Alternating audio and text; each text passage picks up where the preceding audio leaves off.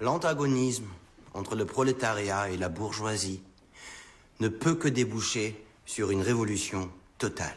Et tant que les classes continueront d'exister, le dernier mot de la science sociale sera toujours, comme le dit George Sand, le combat ou la mort, la lutte à mort ou le néant.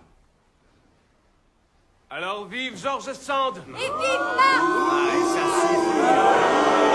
Tous ceux qui refusent le combat se lèvent et le disent. Aujourd'hui, la révolution industrielle a créé l'esclave moderne. Cet esclave, c'est le prolétariat. S'il parvient à se libérer, il libérera l'humanité tout entière. Et cette libération a un nom. Friedrich balaie l'assemblée du regard. Le communisme. Lizzie et Mary se précipitent sur l'estrade et arrachent la banderole de la Ligue.